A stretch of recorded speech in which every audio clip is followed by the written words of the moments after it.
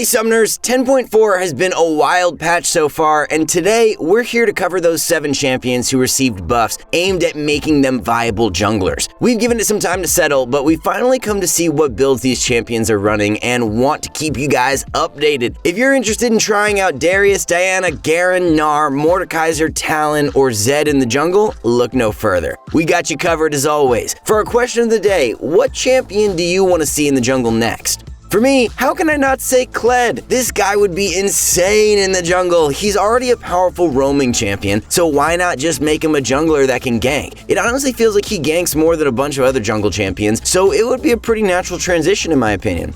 By the way, guys, I want you to check out ProGuides.com if you haven't already. For those of you who are serious about getting better this season and climbing the ranks, you need to check it out. We have a bunch of content, as well as some great coaches who are willing to help you guys out over there. With that said though, let's get this video started. First things first, let's talk about Darius. He's one of the most anticipated junglers this patch, but oddly enough, the changes have helped him out top more than in the jungle actually. Darius is definitely in a spot where he's able to jungle as opposed to before, but it's just kind of funny that this patch helps him out in a place that it wasn't intended to. Nevertheless, let's talk about his items and runes. While you're free to experiment with Predator, Hail of Blades, or whatever you feel like works for you, Conqueror is definitely the safest option. What you have to run though is Nimbus Cloak alongside either Water Walking or Celerity. Darius's ganks aren't the best because he's a juggernaut. He runs at you and that's it. He doesn't have a ton of mobility, no ward hopping, no flag and drag, nothing. Sure, he has his pull, but getting in range to use it is a challenge to begin with. Running Nimbus Cloak and building a Stalker's Blade will ensure that you have some way to reach your opponents. I think one of the most popular uses of this is with Rek'Sai, who will tunnel toward an opponent, smite them, and finally get in range to unburrow on top of them. With Darius, you'll smite them for some bonus movement speed, which should hopefully be enough to get you in pull range of your target. You'll also want to run Legend Tenacity. Those buffs to his jungling make attack speed practically unnecessary. Darius already heals off of jungle camps now, and the passive healing from Hunter's Talisman should keep him healthy. To summarize his runes, you'll want to take Conqueror, Triumph, Legend Tenacity, Last Stand, Nimbus Cloak, and either Water Walking or Celerity. For his items, there's really not much difference from his typical top lane items. You'll want to purchase a Stalker's Blade with the Cinderhulk enchantment, Mercury Treads or Ninja Tabby, Black Cleaver, Steric's Gauge, Spirit Visage, and Deadman's Plate. Remember that Immolate received a buff this patch, and Darius is fortunate enough to be able to activate it with Z. Although Warrior is an option, I think you're missing out on a lot if you're not building Cinderhulk on Darius. All of his other items provide so much health, and you'll get a ton of value from Cinderhulk's passive as a result of this. Let's talk about Diana next. As a champion with so much AoE damage, it should come as no surprise that Diana is already doing pretty well in the jungle. Her passive's damage has been increased to non-epic monsters, so running some attack speed as her offensive stat as well as taking Legend Alacrity assists her clear speed heavily. Diana is in a much better spot than Darius in terms of gank potential, especially after level 6 where she gains some hard crowd control with her ultimate. As a result, Nimbus Cloak isn't a necessity on her, and you're free to run more aggressive runes instead. Speaking of her runes, you should look to run Conqueror, Triumph, Legend Alacrity, Coup de Grace, Sudden Impact, and Ravenous Hunter. For her items, you'll want to take Runic Echoes on either Stalker's Blade or Skirmisher's Saber, Sorcerer's Shoes, Nashor's Tooth, Zanya's Hourglass, Rabadon's Death Cap, and Avoid's Staff. Pro players like Dardoch and Max Lore have been experimenting with this exact item build and are finding a decent amount of success with it. This build isn't really any different from her mid lane build, aside from the fact that you have Runic Echoes in place of Rod of Ages on her. The biggest decision you'll have to make with this build is whether you want a Skirmisher's Saber or a Stalker's Blade. Both are great pickups on Diana. Red Smite is a powerful tool to help you survive and win fights you otherwise wouldn't. Blue Smite provides some extra mobility and lets you stick onto foes. Sometimes the hardest part of killing an enemy is being able to keep up with them. Base this decision on your matchup as well as what champions are on the enemy team. Against a ton of burst damage, you'll find that the damage reduction from Skirmisher Saber can be a literal lifesaver.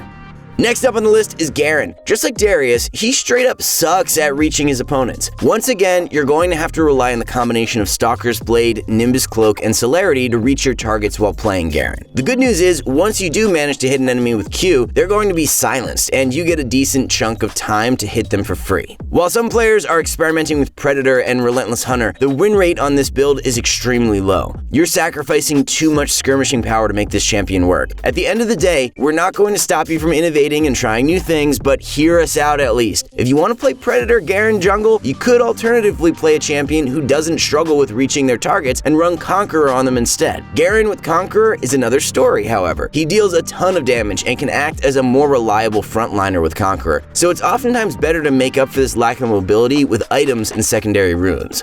For runes, take Conqueror, Triumph, Legend Tenacity, Coup de Grace, Nimbus Cloak, and Celerity. Celerity synergizes well with the bonus movement speed his Q provides him. You'll also benefit significantly from it because Garen builds a lot of items that provide him movement speed. In terms of items, you'll want to run Stalker's Blade with the Warrior Enchant, Trinity Force, Ninja Tabby or Mercury Treads, Phantom Dancer, Deadman's Plate, and Asterix Gauge. Trinity Force, Phantom Dancer, and Deadman's Plate all provide Garen some bonus movement speed, so taking Celerity as a secondary rune maximizes their potential.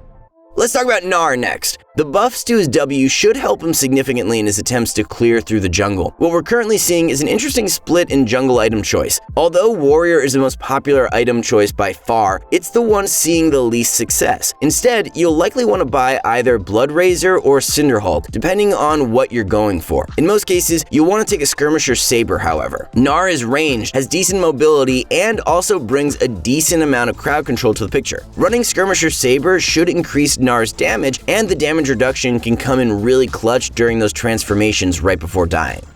For the runes, you'll want to run Conqueror, Triumph, Legend Alacrity, Coup de Grace, Bone Plating, and Overgrowth. While there are a lot of aggressive secondary rune options you can opt into, Gnar's biggest struggle is surviving long enough to transform into Mega Gnar. By running Bone Plating and Overgrowth, you can supply Gnar with a little bit of extra effective health, which oftentimes will be the difference between winning a fight or losing one. Think about it like this: if the damage reduction from Bone Plating allows Gnar to survive long enough to rage, he essentially gains another 150 to 300 health in the early game just because he's managed to transform. Alongside this, he gains access to his stun once he goes Mega. It's a pretty big deal, and this is one of those times where you probably don't want to be greedy. For his items, take a Skirmisher Saber with either the Blood Razor or Cinderhulk Enchantment, Ninja Tabby, Black Cleaver, Frozen Mallet, Ronduin's Omen, and a Guardian Angel. If you find that you need some magic resistance, opt into a Gargoyle Stone Plate or an Adaptive Helm. Gnar, as a ranged champion, plays similarly to Graves and Kindred. These champions also love to run Skirmisher Saber for the increased damage. They're often trying to kite their opponents anyway, so you'll want to do the same with Gnar. I don't think you'll have any issues chasing enemies down with Gnar anyway, so it's a pretty easy choice. Let's talk about the next AP jungler, which is Mordekaiser. What Mordekaiser already has going for him is the fact that he has a ton of AoE damage. With Hunter's Talisman, Mordekaiser has no issues clearing jungle camps with several targets. For his runes, there's actually two setups you can take. First, a traditional one that's identical to his top lane rune setup: Conqueror, Triumph, Tenacity, Coup de Grace, Taste of Blood, and Ravenous Hunter. This is essentially a top lane Mordekaiser in the jungle. His clear is pretty decent, but like most juggernauts, his ganks aren't the best because of his lack of mobility. However, Mordekaiser's range on his E as well as his ultimate do make him a little more competent as a jungler than the other two guys we mentioned earlier. There's another setup you can also run: Predator, Cheap Shot, Eyeball Collection, Ravenous Hunter, Nimbus Cloak, and Water Walking. Although we mentioned that running Predator on Garen wasn't effective, what's different about Mordekaiser? For one thing, Garen's damage comes mostly from his spin. You want to do whatever you can to maximize its potential. Mordekaiser, on the other hand, deals a significant amount of damage from both his abilities as well as his passive. His damage continues to ramp up over the length of fights, with or without Conqueror. Since Mordekaiser also has more crowd control, it makes more sense to invest more into his setups that assist his ganks. In contrast, running Predator on Garen or Darius doesn't change too much, since their lack of crowd control means that running these kinds of setups won't yield as many benefits as it does for Mordekaiser. Running Predator on Mordekaiser also makes it easier for him to run up to a target and cast his ultimate on them, which is much more straightforward than having to dive in 1v5 as one of the other juggernauts. Talon is another champion that received some changes. We definitely haven't forgotten the assassins in this video. No real curveballs with this guy, but let's talk about what's most optimal for him. For runes, you'll want to take Electrocute, Sudden Impact, Eyeball Collection, Relentless Hunter, Nimbus Cloak, and Water Walking. This rune setup heavily prioritizes mobility, which makes perfect sense since Talon is a champion that likes to gank a lot. Running Nimbus Cloak allows him to keep up with his targets when they're just out of reach, while Water Walking allows him to run through the river and jungle much more quickly. For items, you'll want to run Skirmisher's Saber with the Warrior enchantment, Boots of Mobility, Duskblade of Drakthar, Black Cleaver, Ghostblade, and Edge of Night. This build has all the staple items you'd expect to see on Talon. An early Warrior alongside Duskblade of Drakthar give Talon an incredible power spike in the mid-game, as both of these items are extremely cheap. Buying a Skirmisher's Saber basically replaces the damage that Ignite provides Talon in the mid lane. He'll deal a ton of damage over time with it alongside his passive. Oftentimes, enemies are going to die from these two sources of damage.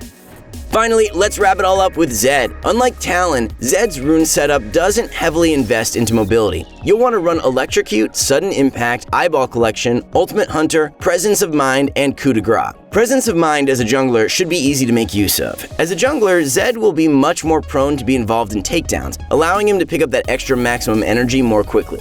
It's a pretty convenient rune to have, and Zed doesn't rely as much on runes like Water Walking. Zed has more practical mobility with his Shadows and Ultimate. Overall, Zed has more ways to navigate around fights and an easier time reaching his targets during ganks. As opposed to Talon, who needs to beeline towards his opponents, Zed has a lot more effective range, especially with his Ultimate. For items, you'll want to build the Warrior enchant with either a Skirmisher's Saber or Stalker's Blade, Ninja Tabby, Duskblade of Drakthar, Yomu's Ghostblade, Edge of Night, and Black Cleaver. You can choose between the extra damage from a Skirmisher's Saber or instead slow our opponents with a Stalker's Blade to make it easier to land your Qs. Ultimately, it's up to your preference with Zed. The reason we don't really see any variants for AD assassins is that their items are extremely cheap anyway. As an assassin, you want to get power spikes as quickly as you can to really abuse your power advantages. Weaker opponents mean that there's less ways to hard counter you, so you want to make plays as early as you can.